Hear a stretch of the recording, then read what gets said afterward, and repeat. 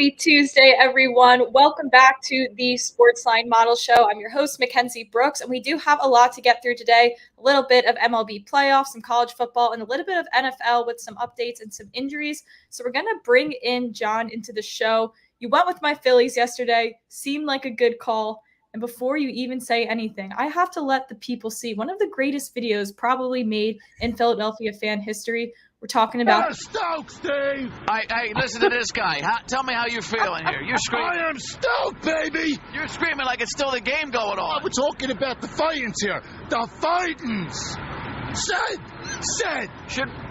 Said, Mike. John, I'll leave you with your pick now. I mean, we're talking about the fightings, Mackenzie. We're talking about the fightings. We've got to go with the Phillies here. I mean, there's literally no reason not to keep riding them at home in the playoffs. They've got Aaron Nola starting tonight. He's pitched extremely well in both of his first two starts, the playoffs this year. He actually pitched very well his first couple starts in the playoffs last year, and it started to fall apart for him in the NLCS. But those games were all on the road in the World Series. He's pitched at home every game this series or this postseason. So I really think he's going to be successful again. Merrill Kelly on the other side, he's actually pitched extremely well. He allowed 3 earned runs in 6 innings pitched when he first faced the Phillies this season, but he walked 4 batters. He's kind of a guy, he is a guy that throws a lot of fastball, cutter, and sinker, and that's kind of how he attacks you. And I just don't think that's going to work against this Phillies lineup right now that is absolutely destroying fastballs and mistake pitches over the middle. The Phillies lineup is red hot. Trey Turner, Nick Castellanos, and Bryce Harper. I think all 3 are somehow the hottest hitters on the planet right now. The Diamondbacks lineup really struggled yesterday, and the Phillies bullpen has been really good. And with the off day tomorrow, they can throw any of their relievers. I think that the Diamondbacks might pull Kelly early as well and go right to their bullpen that's been so dominant. So be careful on some Kelly props as well. Good to know. Feels like a bad day to be a Diamondback fan. With that, John will answer all of your MLB questions in the comments, but we're going to move on to college football with Jake. We have a few games tonight, actually, and we want to hit those smaller games, but still worth noting. A couple line movements here, too. We'll start with Liberty, who now are 14.5-point favorites versus Middle Tennessee. Yeah, we had Liberty minus 14.5 in our sim, so the lines moved exactly to that. So there's no value. There's not any 14s available anymore. Maybe you could get good live value on Liberty, but I would just stay off. There's no value anymore. Right. The only game of the games today that we have value on is South Alabama. We like South Alabama. We have them winning by 21.5 our sims. You could get it at 18 in some places. Most places are 18.5. I don't love the over-under just because you don't know anything about Southern Miss's defense. Sometimes they're good, sometimes they're bad. You know that their offense is going to give you much, and South Alabama's offense is really good. I was on a couple props on South Alabama's running back over 80.5 yards. It's now up to 88. So the books are expecting them to run all over them. And that's why it's moved the line and his prop in that direction. I think it's LaDamian Webb. And then the last one, Western Kentucky. The lines moved slightly towards Western Kentucky. And I think this is a product of Jacksonville State's top 2 quarterbacks went out with injury, and they had to put in a true freshman last game. So you don't really know his status, especially with the lack of college football injury reports. So you're hoping that one of the top 2 quarterbacks for Jacksonville State plays, but if their true freshman plays, I think you're still getting some pretty good value at minus 7.5. You could see in our sim for all those subscribers that we actually like Jacksonville State, but we don't have enough data on Jacksonville State yet. They're the first year in the FBS. We only have 6 games of data for them. So I wouldn't really buy too much into that. I think I'd like Western Kentucky here. Okay. Good to know. A question in the chat about the FIU game. If Steven, you want to head over to the model for that, looking at an under 40.5 potentially. So we'll see if we have any value there. Yeah, we love the under here. It's moved a ton towards the under lately. I think it was at 43 or 44 at one point. We have it in the 30s. But this game, I would definitely not bet an over here. Yeah. We have 32.6 points in our sim. So I'd definitely lean on the under here. And if you look, FIU has had one good game offensively this season, and that was against North Texas. And if you see North Texas defense, they're not doing much to stop the ball. And so we liked the over in Liberty versus FIU a couple weeks after that, but we're kind of deceived by that North Texas game. So I would definitely lean under here. Both teams are going to want to move the ball slowly. None of these. I mean, Sam Houston sometimes likes to speed it up, but they're a pretty slow team. So I would stay off. I'd go on the under if anything. We're always in line with our guy, Nick S. I like it. All right, let's move to some more marquee matchups over here. We'll start with Penn State, Ohio State. Ohio State has moved off from 4.5 to 4-point favorites.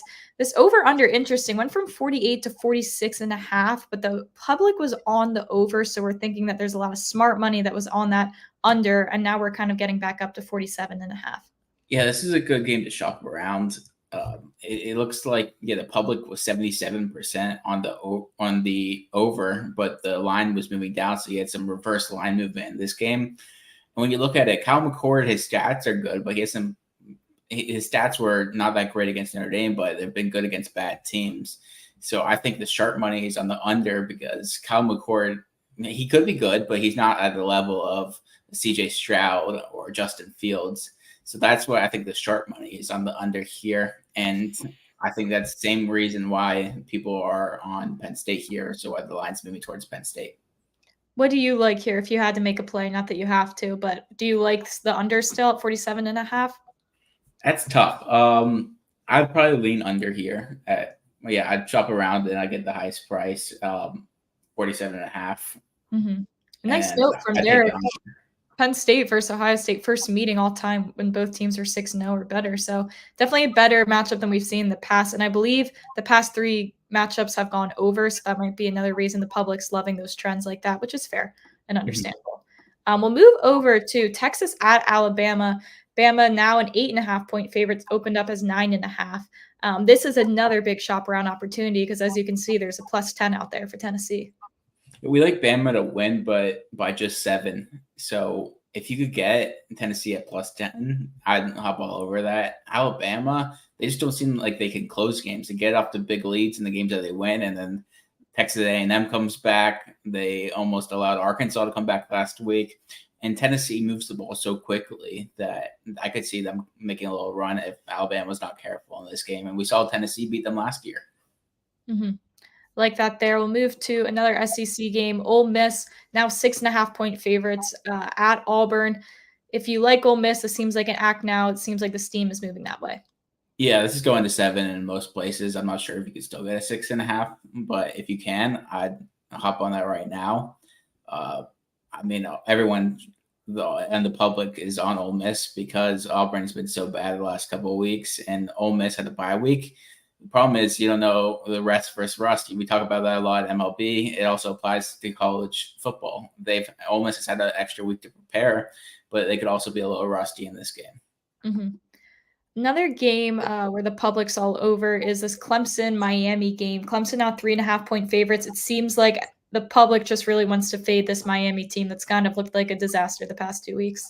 And not only do they want to fade Miami, but Tyler Van Dyke got hurt in their last game. And I think so while he's listed as questionable, it sounds like he's going to play. But if he's limited mobility-wise, this Clemson defense with Barrett Carter and Trenton Simpson, they could really get to the quarterback and cause a lot of problems. And with the way that Miami's played the last 2 weeks, and considering Miami doesn't really have a home game because that stadium is never really quite filled up unless they're playing at FSU, especially after losing 2 weeks in a row, that people are on Clemson, and I would be on Clemson as well. We have Clemson by 5 in our sim. Okay. Move to our last marquee matchup, the Utes at Southern California. They are now 7-point favorites. You can still get them at 6.5, I believe. The public kind of did a switch up on us here. They were big on the Utes, and now they're big on USC. Yeah, no one knows what's going on with Cam Rising. He was questionable 8 weeks ago, and we're just assuming that he's out at this point, and that Bryson Barnes is going to be the starter going forward. We were talking about this yesterday. Maybe Cam Rising comes back and gets a medical register. He'd probably make more through NIL than he would in the draft as like a 6 or 7 round pick or undrafted. So that's what we think could happen. But after USC got destroyed last week against Notre Dame, we're thinking this is a bounce back, and I think the public is agreeing that's why it's moving quickly towards USC. We have so if Rising were to play, we would have had slight value on Utah, but with Rising out, we have USC closer to -10. Yeah, I like that. Steven said most books are -7. So if you can get a 6.5, this would probably be the time to do it. All right, we will move away from college football. We're going to head into the NFL with a few updates. Obviously, we've seen the Saints Jags line move to the Saints are now favored by 3 points. So obviously that's implying that we're probably seeing no Trevor Lawrence this weekend. Yeah, that's what we assume. And I think that number is right. Usually if the number one pick, who's a star quarterback, is out, the drop off would be even more significant than I'll consider that 4 points because 0 doesn't really count. But I think 3 is appropriate because the Jags have been winning, especially the last few weeks, based on their run differential. They've allowed 73 total rushing yards the last 2 games combined and rushed for 281 themselves. So when you can dominate that time possession and on the run game, you just need a quarterback who's not going to make mistakes. So Lawrence, he only has 7 passing touchdowns in 6 games. So they haven't been dependent on him being prolific as a passer. CJ Beathard, last time he played, significantly had a passer rating over 100 with 6 TDs, 0 interceptions last year at San Francisco. So he's been the backup in Jacksonville for a while. So it looks like this is a good matchup as much as possible. If the line were to, if Lawrence gets officially ruled out and it goes to 4.5, I think that the Jags will remain to play. We like the Saints only by 2. Okay, so if you have the opportunity to see this line get to 4, maybe 4.5, the closer the game gets, we would have value on the Jags there to cover that. Yes, yeah, this is going to be, tomorrow. I know we're going to tease out the fact that we're going to dive into the high 61% over rate this year in the NFL. The major culprit of that is underrate. Is Derek Carr and the Saints, who can't put up any points. And so, the Saints averaging 3.4 yards per carry, and Carr has not been good on 3rd down and long. So I could see both teams struggling if Lawrence is out. Right. And one game we haven't been able to talk about yet because we were waiting for the Chargers to finish playing Monday night. The Chiefs laying 5.5 at home against the Chargers, and we have this model as an A pick. Yeah, I love 5.5 because it's not a common number to end in. Even if it's a close game, you can still get the Chiefs winning by 6 and covering. Statistically, the Chargers have definitely made a concerted effort to shut down the run. And unfortunately, it squashed my Tony Pollard over 66.5 rushing yards. But he did get well over in his combined rushing and receiving yards because the Chargers, going back to week 1 against Miami, their yards per pass attempt allowed is up 1.3. And as a result, they actually are allowing almost 2 more points per game. So they pretty much got Dak Prescott probably paid another $200 million contract. A lot of people were down on Dak after the San Francisco game. It's like, oh, we got to move on. And then all of a sudden he does that last night against the Chargers, and people will probably get back high on him again. So I think this is the game that Mahomes and his wide receivers get on the same page, and they capitalize with a 28-point outing. And even though the Chiefs' offense is scoring 5 fewer points a game than last year, their defense is allowing 7.5 less. So, we the odds and the Sims both like the Chargers to be in that low 20s, and so it's up to KC scoring 27 or more. Right. And we've had a lot of success with tailing the Chiefs so far this season. So a good play there.